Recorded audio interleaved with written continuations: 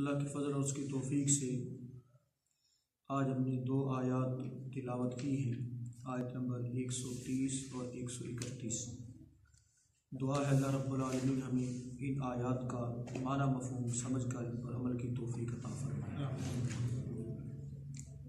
سیدنا ابراہیم علیہ السلام کی سیرت کا بیان جاری ہے، اور ابراہیم علیہ السلام انبیاء کے جد امجد ہیں، اور ہم سب ملت ابراہیم پر ہیں۔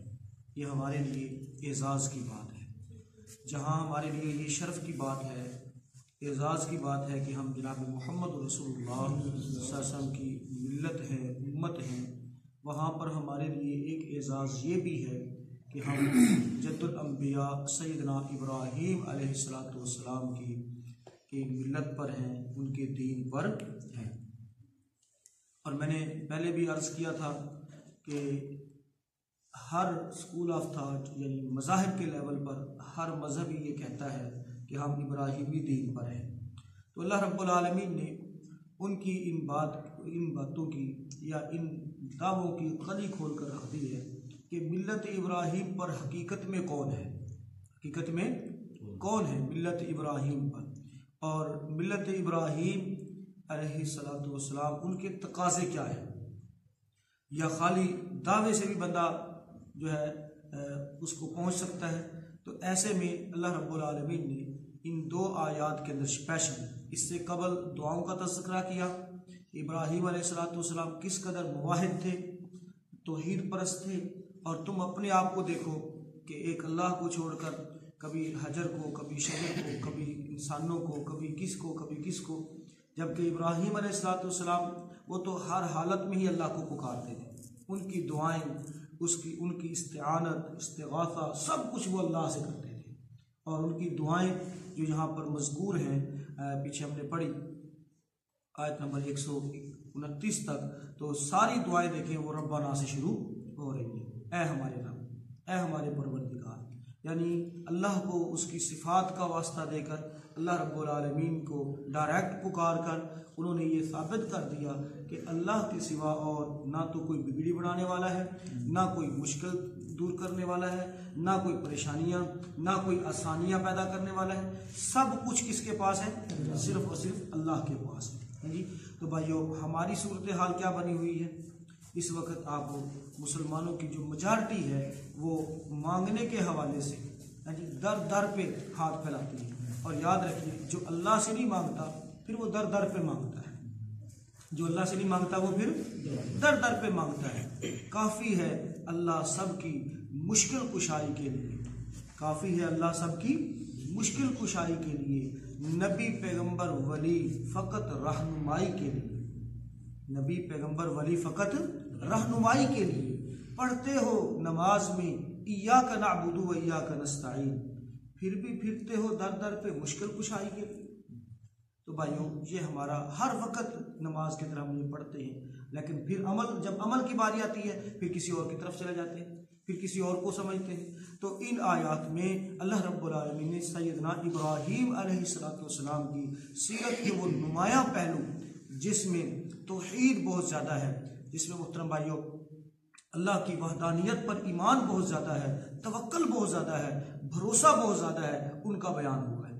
اور آج کا جو ہمارا سبق ہے اس میں اللہ رب العالمین نے مزید یہ بات ارشاد فرمائی ہے کہ دیکھو ابراہیم کی جو ملت ہے نا، تمہارے لیے راہ نجات اسی میں ہے کہ تم ان کی ملت کی پیروی کرو، اور جو اس سے منہ موڑے گا، جو روگردانی کرے گا، اس کا کیا بننے والا ہے؟ فرمایا وَمَن يَرْغَبُ، واو کا مطلب اور، من جو من موصولہ ہے، یرغب راغبہ، یرغب کا مطلب ہوتا ہے رغبت کرنا، اور اس کے بعد اگر فی آ جائے تو اس کا مطلب ہوتا ہے کسی چیز میں دلچسپی لینا، رغبت کرنا، اور جب اس کے بعد ان آ جائے تو اس کا مطلب ہوتا ہے بے رغبتی اختیار کرنا، بے رغبتی انٹرسٹ نہ لینا، دلچسپی نہ لینا۔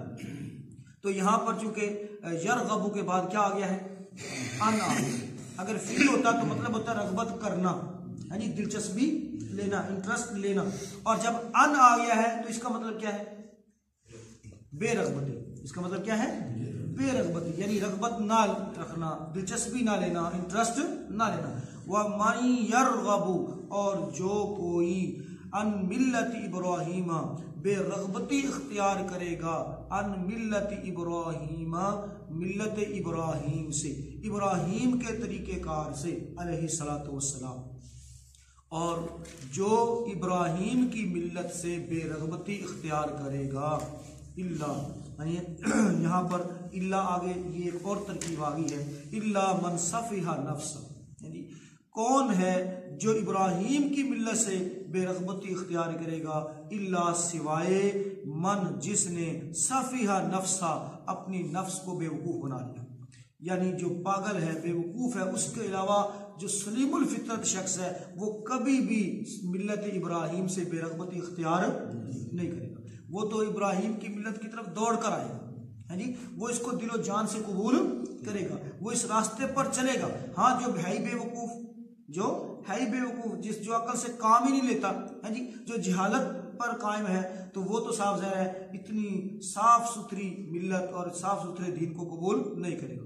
وَلَقَدْ اور البتہ تحقیق اصطفیناہ چن لیا ہم نے اس کو، کس کو؟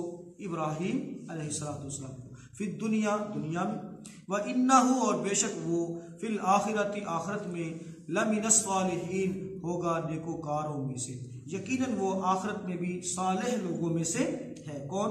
ابراہیم علیہ السلام. اللہ تعالیٰ نے ان کو چن لیا، اپنا خلیل بنا لیا. اذ قال اللہ تعالیٰ نے کیوں ان کو یہ جو ہے اعزاز عطا فرمایا؟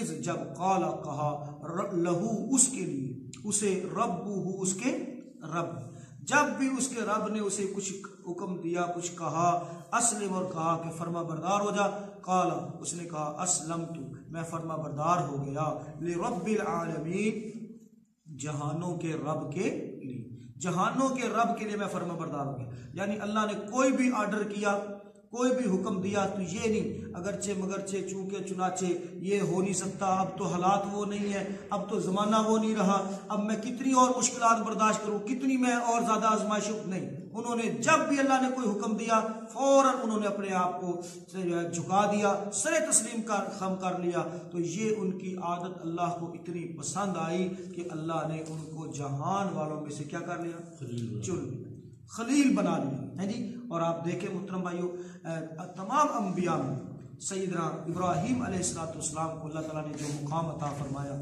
خلیل اللہ کا لقب عطا فرمایا ہے جی، اور کسی کے لیے یہ ہے خلیل بنایا اللہ رب العالمین. تو یہ بہت بڑے اعزاز کی بات ہے. دوبارہ سے ترجمہ دیکھیں گے، وَمَن يَرْغَبُ عَن مِّلَّةِ إِبْرَاهِيمَ إِلَّا مَن صَفِحَ نَفْسَهُ اور کون ہے جو ابراہیم کی ملت سے بے رغبتی کرے گا سوائے اس کے جس نے اپنے آپ کو بے وقوف بنا لیا. اب ہم محاورہ ترجمہ دیکھتے ہیں. وَلَقَدِ اصْطَفَيْنَاهُ فِي الدُّنْيَا اور البتہ تحقیق یعنی بلا شبہ ہم نے اسے دنیا میں چن لیا، یعنی جہان والوں میں سے منتخب کر لیا. اصطفیناہ اور اسی سے لفظ مصطفیٰ بھی ہے، اس سے لفظ کیا ہے؟ مصطفیٰ، یعنی اصطفیناہ. وَإِنَّهُ اور بے شک وہ فی الآخرت آخرت میں لمن الصالحین ہوگا صالح لوگوں میں سے. اذ قال اور یہ اعزاز اللہ تعالیٰ نے کیوں دیا؟ فرمایا اذ قال جب کہا، لہو اس کے لیے، اسے، ربہ اس کے رب نے، اسلم فرما بردار ہو جا، یعنی یہ آرڈر پورا کرنا ہے، یہ حکم پورا کرنا ہے. قال تو انہوں نے زبان حال سے کہہ دیا، اسلمت میں اسلام لایا، میں فرما بردار ہو گیا، لرب العالمین جہانوں کے رب، تمام جہانوں کے رب کے لیے میں کیا ہو گیا؟ فرما بردار ہو گیا. یعنی ان کی اطاعت اور فرما برداری کا یہ عالم کہ کسی بھی آرڈر کے اوپر کسی بھی، ہم تو سوچ میں پڑ جاتے ہیں اچھا بھائی یہ اب کیا بنے گا، یہ تو بہت مشکل ہے، یہ تو بڑی پریشانی والی بات ہے، ہر بندہ پریشان ہو جاتا ہے. لیکن ابراہیم علیہ السلام ایک واحد ایسی شخصیت تھے، ایک ایسی ذات تھے کہ انہوں نے کبھی بھی وسائل کو نہیں دیکھا، حالات کو نہیں دیکھا کہ اب حالات نہیں، فوراً اس بات پر ایگری ہو گئے، اس کو دل و جان سے قبول کر لیا. اس کے لیے ان کو کتنی ہی بڑی قربانی کیوں نہ دینی پڑی، وہ قربانی دینے کے لیے تیار ہو گئے. اور قربانیاں ان کی سبحان اللہ ہم پیچھے پڑھ کر آئے ہیں کہ اللہ تعالیٰ نے جس معاملے میں بھی ان کو آزمایا فَأَتَمَّهُنَّ انہوں نے کیا کر دیا؟ ان ساری باتوں کو پورا کر دیا. ساری باتوں کو پورا کر. اللہ نے بیٹے کی قربانی مانگی. زبان سے کہہ دینا بڑا آسان ہے. کیا خیال ہے؟ زبان سے کہہ دینا بڑا آسان ہے کہ بیٹے کے اوپر انہوں نے چھری چلائی, بیٹے کو لٹا دیا. محترم بھائی ذرا چشمے تصور میں لائے نا, ہمارے سامنے ہمارا بیٹا اللہ کو ذبح نہیں ہو رہا ہوتا, صرف اس کو پیٹ میں درد ہوتا ہے یا اس کو کوئی دانت میں درد ہوتا ہے یا کوئی تکلیف ہوتی ہے تو ہم کتنا تڑپ رہے ہوتے ہیں, کتنے پریشان ہو رہے ہوتے ہیں. حالانکہ وہ ذبح نہیں ہو رہا ہوتا بلکہ اس کی ٹریٹمنٹ چل رہی ہوتی ہے, اس کو ڈاکٹر کے پاس لے کر کھڑے ہوتے ہیں. بھائیو اس کے اوپر سارے ڈاکٹروں کو کھڑا کیا ہوتا ہے, پھر بھی ہم کیا کر رہے ہوتے ہیں؟ مطمئن نہیں ہوتے, تڑپ رہے ہوتے ہیں, پریشان ہوتے ہیں. تو بھائیو جب اپنے بیٹے کو اپنے ہاتھوں کے ساتھ لٹا کر اس کے گلے پر چھری رکھی تو تصور کریں کہ کتنی اس سے یعنی اس کہتے ہیں نا انت ہو گئی, انتہا ہو گئی محترم بھائیو قربانی کی. جی تو یہ قربانیاں اور جس ذات نے یہ قربانیاں لی ہیں صاف ظاہر ہے وہ ذات تو قدردان ہے, وہ ذات تو کیا ہے؟ قدردان ہے, اور قدردانی کرتی ہے. تو بھائیو ابراہیم علیہ السلام کو پھر اللہ تعالیٰ نے یہ اعزاز عطا فرمایا. تو ابراہیم علیہ السلام کو اللہ تعالیٰ نے اسلم یعنی اسلم کا لفظ اور اسلم سے ہی مسلم بھی ہے, اور مسلم محترم بھائیو اس اونٹ کو کہا جاتا ہے جس کے ناک میں نکیل ہوتی ہے. کتنا بڑا دیو ہیکل جانور ہے اونٹ, اور وہ ایک چھوٹی سی نکیل کے ساتھ رسی کے ساتھ اس کو قابو کر لیا جاتا ہے. ایک چھوٹے سے بچے کے ہاتھ میں بھی رسی پکڑا دو نا, وہ بھی اس کو لیے پھرتا ہے. یعنی وہ اتنا تابع فرمان ہو جاتا ہے کہ اتنا طاقتور, اور اللہ تعالیٰ نے اس کو عجیب الخلقت قرار دیا ہے. افلا ينظرون الى الابل كيف خلقت, کیا انہوں نے اونٹ کی طرف نہیں دیکھا کہ اللہ تعالیٰ نے اس کو کیسے عجیب قسم کا بنایا ہے؟ اتنی بڑی گردن ہے اس کی, اتنی بڑی بڑی ٹانگیں ہیں, دیو ہیکل ہے. یعنی پھر اس کے باوجود بھی وہ جب اس کے ناک میں نکیل پڑ جاتی ہے اپنے مالک کا کیا ہو جاتا ہے؟ وہ فرما بردار. بڑی قوتیں ہیں, بڑی توانائیاں ہیں, بڑی ذہانت ہے, بڑی عقل مندی ہے محترم بھائیو. لیکن اگر بندہ اللہ کا فرما بردار نہیں ہے, مسلم نہیں ہے, تو وہ جانوروں سے بھی بدتر ہے. وہ جانوروں سے بھی کیا ہے؟ بد. اللہ تعالیٰ نے کافروں کے بارے میں کیوں فرمایا؟ فرمایا اولئک کالانعام, یہ تو جانور ہے, جانوروں کی طرح ہے. بل ہم اضل, بلکہ ان سے بھی زیادہ گئے گزرے, ان سے بھی زیادہ گئے گزرے ہیں. کیوں؟ یہ سب کچھ سمجھنے کے باوجود اپنے رب کو پہچان نہیں سکے. اور سچی بات یہ ہے کہ میں کبھی کبھی غور کرتا ہوں, جتنے بھی یہ سائنسدان ہیں جنہوں نے ایسی ایسی چیزیں لوگوں کے سامنے ڈسکور کر کے واضح کر کے بیان کر دی جو انسانی عقل میں بھی نہیں آنے والی, ایسی ایسی چیزیں. یہاں پر ایک بات ہمیشہ یاد رکھنی چاہیے, سائنس نے کوئی چیز ایجاد نہیں کی, یاد رکھیے, سائنس نے کوئی چیز ایجاد نہیں کی, اس نے صرف ڈسکور کی ہے.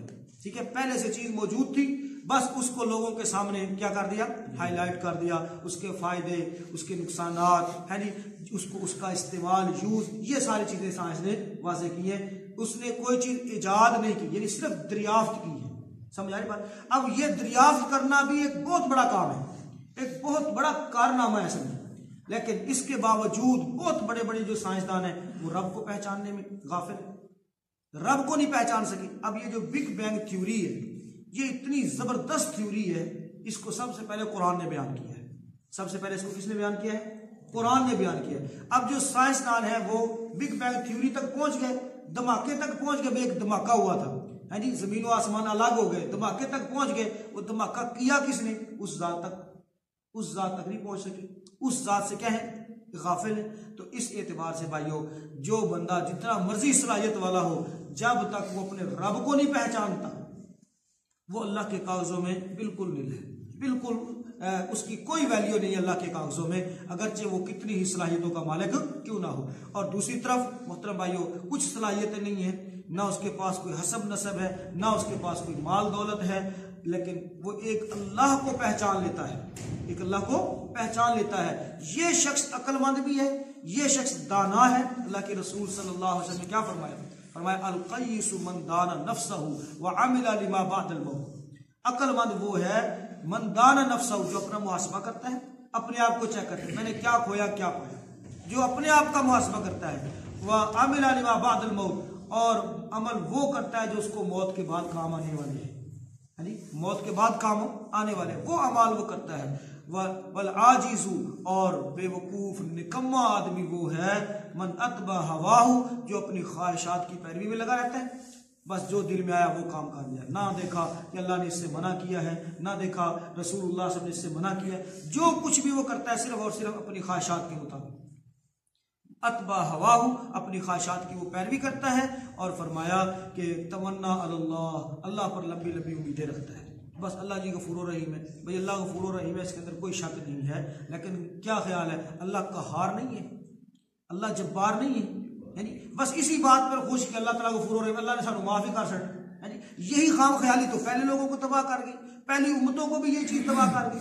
بھئی جہاں پر اللہ تعالیٰ غفور و رحیم ہے، بخشنے والا ہے، نہایت مہربان ہے، اپنے بندے سے 70 ماؤں سے زیادہ پیار کرتا ہے، وہاں پر یہ بات نہیں بھولنی چاہیے کہ اللہ کی لاٹھی بھی بے آواز ہے، اللہ قہار بھی ہے، جبار بھی ہے، پکڑنے والا بھی ہے، اللہ تعالیٰ سزا دینے پر بھی قادر ہے، یہ بات ہمیں بھولنی نہیں چاہیے۔ اور ان دونوں باتوں کے درمیان رہنے کا نام ایمان ہے، امید اور خوف، امید اور خوف، ان دونوں کے درمیان رہنے، یدعون ربہم خوفا وطمعا، وہ اپنے جو اللہ کے بندے ہیں نا، وہ رب کو پکارتے ہیں کس انداز سے؟ خوفا وطمعا، ان کو لالچ بھی ہے، خوف بھی، ڈر بھی ہے۔ تو بھائیو یہ ہے ایمان، یہ کیا ہے؟ ایمان۔ اور سیدنا ابراہیم علیہ السلام آپ دیکھ لیں کہ ان کا ایمان، توکل، بھروسہ اور امید اللہ پر کتنی تھی کہ آگ میں پھینکے جا رہے ہیں، لیکن کیا کہہ رہے ہیں؟ حسبی اللہ، مجھے اللہ کافی ہے، ہاں جی، حسبی اللہ و نعم الوکیل، نعم المولا و نعم النصیر، ہاں جی، کتنا بڑا توکل ہے، کتنا بڑا بھروسہ ہے اللہ تعالیٰ پر۔ اور اسی طرح سے بھائیو ان کا اللہ پر امید ہونا اور توکل کرنا اس انداز سے کہ مثالی توکل بن گیا۔ اور اللہ کے رسول صلی اللہ علیہ وسلم نے کیا فرمایا؟ لو انکم تتوکلون علی اللہ حق توکلہ، اگر تم اللہ پر ایسے توکل کرو جیسے توکل کرنے کا حق ہے، جیسے توکل کرنے کا حق ہے، لرزقکم کما یرزق الطیر، اللہ تعالیٰ تمہیں ایسے رزق عطا فرمائے جیسے وہ پرندوں کو رزق دیتا ہے، پرندوں کو رزق دیتا ہے۔ سچی بات ہے، میں سوچتا ہوں کہ اللہ تعالیٰ نے، اللہ کے رسول صلی اللہ علیہ وسلم نے توکل کے حوالے سے پرندوں کی مثال کیوں بیان کی ہے؟ ان کا توکل جو ہے وہ ایگزامپل کے طور پر کیوں بیان کیا ہے؟ تو بھائیو آپ دیکھ لیں، اندھیری رات ہوتی ہے، ٹھنڈ پڑی ہوئی ہے، بارش ہو رہی ہے، آندھی چل رہی ہے، یعنی صبح سویرے ساری رات ٹھنڈی ہوا کے تھپیڑے، بارش، آندھی، گھونسلے ان کے ختم ہو گئے، لیکن کوئی بھی پرندہ صبح اٹھ کر یہ نہیں کہتا کہ یا اللہ سیدھے اجڑ ہی گئے ہیں، بالکل ساڑھے دے پلے ککھ نہیں رہا ہے، لیکن انسانوں سے بھی پہلے اٹھ کر وہ اللہ کی تسبیح کرنا شروع کر دیتے ہیں۔ کیا خیال ہے؟ ساری رات سردی میں، ساری رات جو ہے بارش میں، سب کچھ برداشت کرنے کے بعد انسانوں سے بھی پہلے اٹھ کر کیا کرتے ہیں؟